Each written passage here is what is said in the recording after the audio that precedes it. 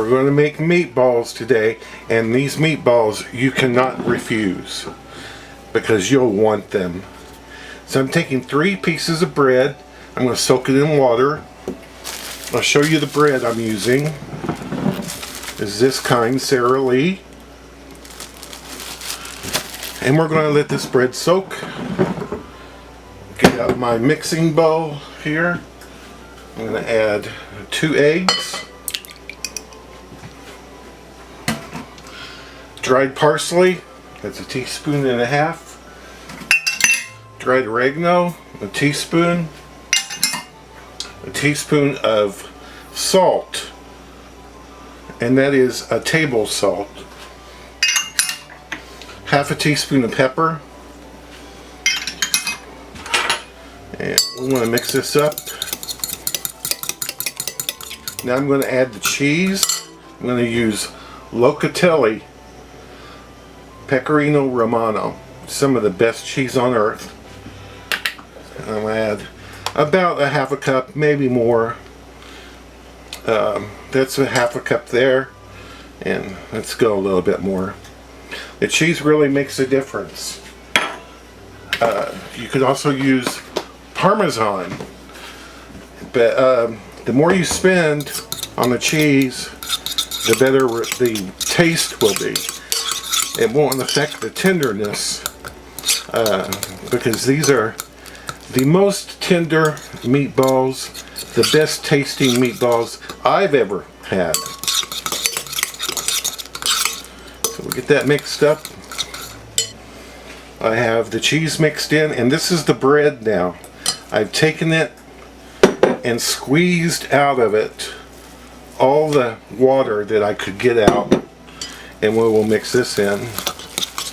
Anytime I make meatballs, or even meatloaf, I like to put all the ingredients together like this, mix them up, and then add the ground beef last. That way all the seasonings are really mixed in quite well, and they will disperse and give all of your ground beef a wonderful taste. Next we'll add in our ground beef. And we will mix this in.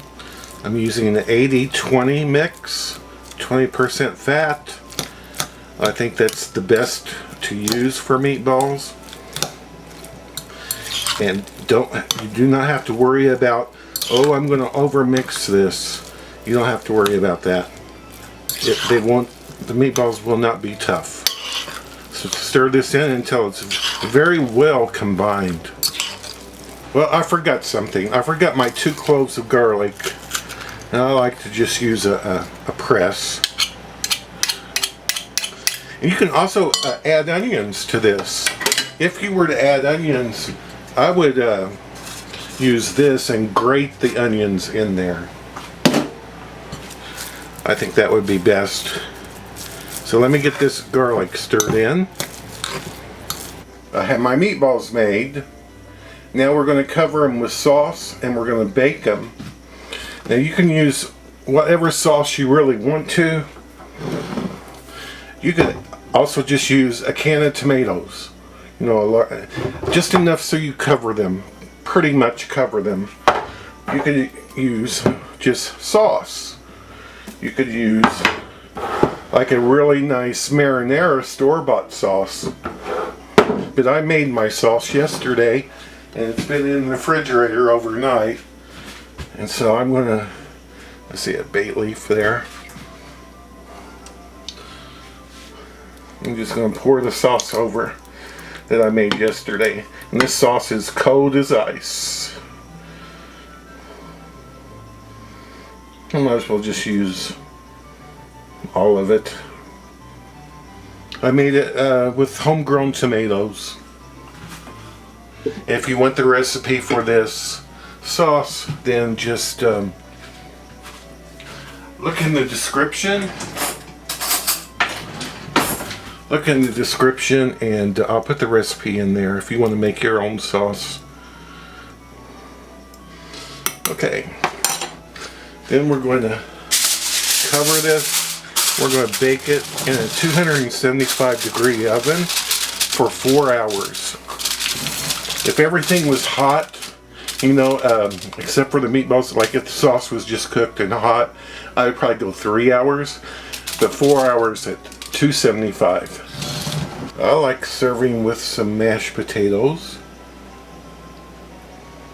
a couple large meatballs,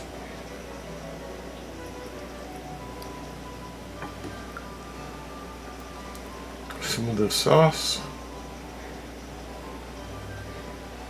This is so good.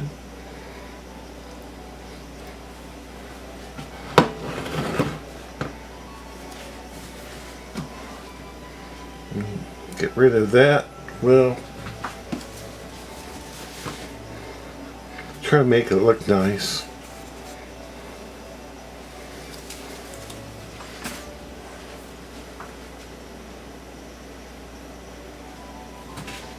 Put a little basil on top.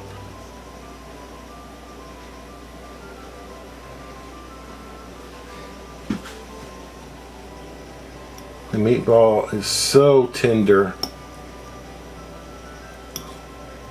It just falls apart. It's so delicious.